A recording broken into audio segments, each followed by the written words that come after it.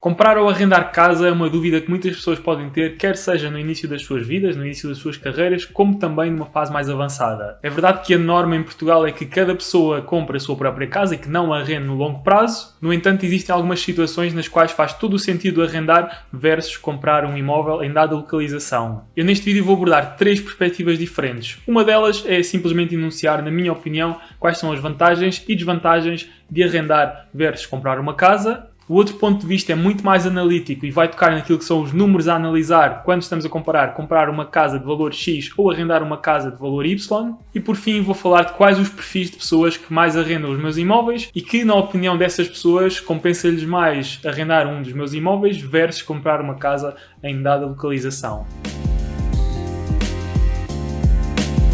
Na minha opinião, quais são as vantagens de comprar uma casa? O ponto número 1 é sem dúvida o facto de podermos fazer qualquer modificação àquela casa, trocar azulejos, pintar de azul, verde, amarelo, colocar um chuveiro A, B ou C, sem pedir satisfações ou sem dar satisfações a ninguém. O outro ponto a favor é de que, de facto, o dinheiro a responsabilidade mensal que temos todos os meses com aquela casa é alocada em parte ao pagamento de uma renda, parte dessa renda que é um juro ao banco e a outra parte que é capital amortizado, ou seja, a longo prazo vamos estar a dever cada vez menos dinheiro ao nosso imóvel e se tivermos, por exemplo, um financiamento a 20 ou 30 anos, no final desse prazo, no final desses 20 ou 30 anos, teremos uma casa que está em nosso nome e que não tem qualquer ónus ou encargo associado, nomeadamente uma prestação bancária. Portanto, a longo prazo, de 20 ou 30 anos, pode ser interessante para garantir que, por exemplo, na altura de uma reforma, essa pessoa não se terá de preocupar se terá dinheiro para pagar uma renda ao banco ou se terá dinheiro para pagar a renda a um senhorio e simplesmente terá um imóvel sem qualquer responsabilidade para além das responsabilidades fixas, como os impostos e tudo mais, que já vamos falar mais à frente, e isso é um ponto a favor de comprar uma casa. Outro ponto que pode ser considerado positivo, ou nem por isso, é o facto de poder deixar essa casa como património aos seus descendentes. Este ponto pode ser positivo ou negativo, depende sempre de cenário para cenário, de família para família, de situação para situação, mas se esta opção for executada pela positiva, então de facto, quando já cá não estivermos, deixaremos cá um imóvel aos nossos descendentes que valerá algum dinheiro e os nossos descendentes poderão utilizar o imóvel ou o dinheiro que esse imóvel vale para acrescentar valor às suas vidas. Esperemos nós. Outro fator positivo é o facto de, se esse imóvel se inserir numa localização que venha a valorizar ao longo do tempo, se apanharmos uma fase boa de mercado onde conseguiremos vender esse imóvel que comprámos originalmente pelo preço A e conseguir vendê-lo pelo preço A mais B, poderemos estar a conseguir realizar mais-valias significativas que nos permita a nós, por exemplo, vender esse imóvel numa fase mais avançada de vida, ir para um imóvel mais pequeno e ainda ficar ali com um pé de meia jeitoso para alocar a outros projetos ou outras iniciativas. Claro que esta possibilidade só existe na altura da venda, portanto até lá, para mim, não devemos contar com isso, porque lá está, se apanharmos uma fase negativa de mercado onde nós necessitamos desse dinheiro, podemos estar a vender sem realizar qualquer capital ou até mesmo a perder dinheiro. Okay? Por isso este ponto é importante considerar como uma possibilidade, mas não devemos contar com ela pelo menos a 100% porque não é garantida e não devemos depender dela para decisões futuras. Estas são as principais vantagens que eu vejo em comprar uma casa versus arrendar. Agora vamos ver quais são as vantagens de arrendar uma casa versus comprar. Um dos pontos que para mim está no topo da lista das vantagens de arrendar uma casa é o facto de conseguirmos entrar num imóvel, ter uma habitação própria para nós, com uma barreira de entrada extremamente baixa comparativamente com aquilo que é comprar uma casa em que é necessário o capital de entrada, dinheiro para as comissões e para o financiamento e para os impostos na compra desse imóvel e mais alguns pozinhos para algumas coisas que ainda tenham de ser feitas nesse mesmo imóvel. Isto sem falar, claro, das condições laborais e profissionais necessárias para que um banco aprove um empréstimo para que nós compremos esse imóvel. Por isso, para quem se encontra numa situação onde quer ganhar a sua independência ou sair de casa, em que viva num ambiente em que ou com o qual já não se identifica e quer sair para um imóvel e começar a fazer a sua vida, organizar a sua vida a 100%, com 100% de controle sobre a sua vida, sem ter que dar satisfações a ninguém, então o arrendamento para mim é uma opção mais do que válida, porque de um dia para o outro ou de um mês para o outro podemos entrar num imóvel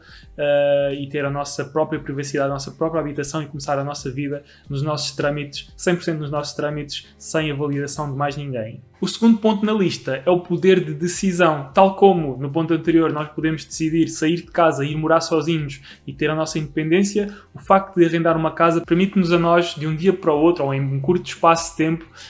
conseguir mudar de casa sem ter nenhum encargo que nos atrasa ou que nos cause aqui alguma inércia para conseguir fazer esta mudança, que é, por exemplo, o facto de ter de vender uma casa numa localização que pode demorar vários meses para depois comprar uma casa noutra localização, que também isso pode demorar vários meses, e facilmente conseguimos aqui deixar passar 6 meses a 1 ano nesta transição.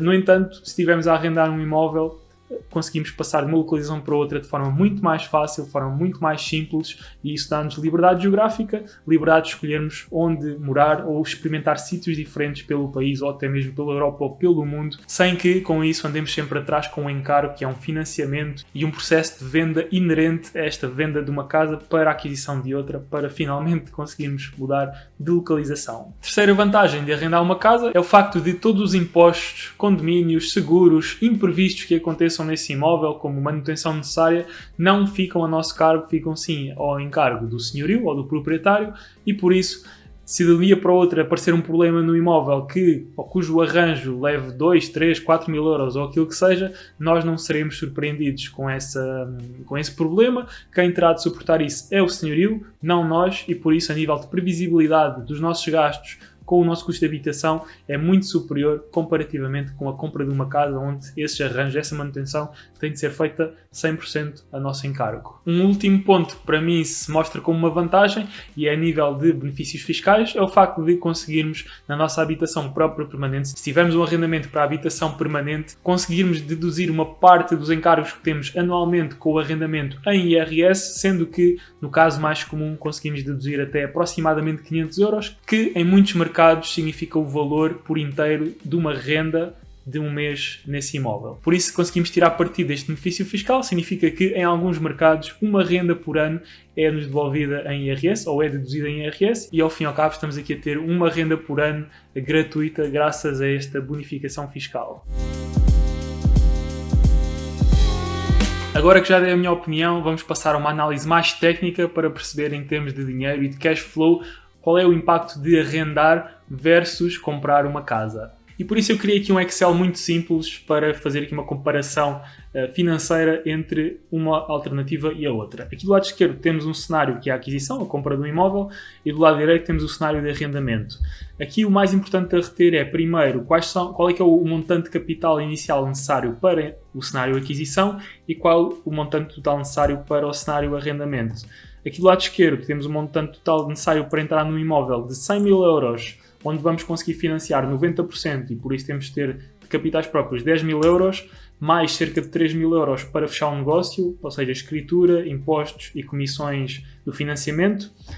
o que faz aqui um total de 13 mil euros. Já no cenário de arrendamento precisamos para um imóvel cuja renda seja de 600 euros, e aqui estou a assumir que este imóvel de 100 mil euros equivalente seria arrendado por 600 euros, o que significa que o cenário de arrendamento custa apenas 10% ou tem um encargo financeiro de 10% comparativamente com o cenário de aquisição. Okay? No cenário do arrendamento podemos também ver que não existem quaisquer outros tipos de encargos com o imóvel, não há IMIs, não há condomínio, não há nada dessas coisas porque está tudo a cargo do proprietário ou do senhorio. Já no cenário de aquisição todos esses custos serão suportados por nós, ou seja, o IMI,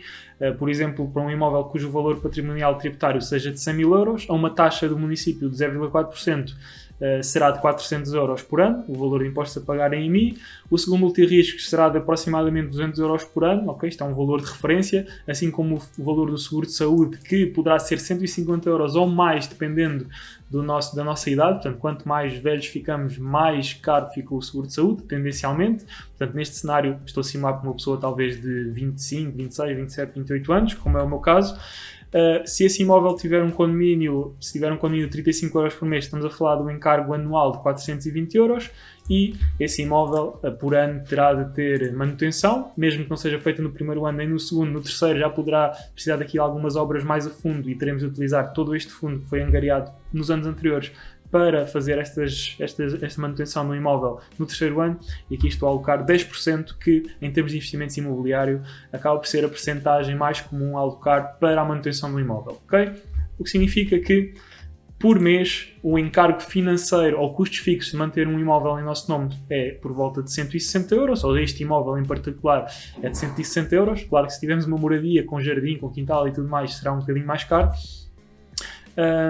E juntando este custo fixo por mês ao fim e ao cabo os custos fixos por mês é todo o montante total de custos fixos por ano dividido pelos 12 meses. Este encargo mensal médio é nada mais nada menos do que somar os custos fixos à prestação bancária, que aqui também está calculada para 310 euros, lá está, para um financiamento de 90 mil euros, com uma taxa de juros a 1,5% e um financiamento a 30 anos. Ok, mas apenas com estes dois quadros eu consigo perceber que para arrendar uma casa só preciso de 1.200 euros, para comprar exatamente o mesmo imóvel vou precisar de cerca de 13 mil euros na minha conta para comprar o imóvel. Que mais insights é que eu posso tirar desta informação? Adicionei aqui mais algum contexto a esta análise, nomeadamente o contexto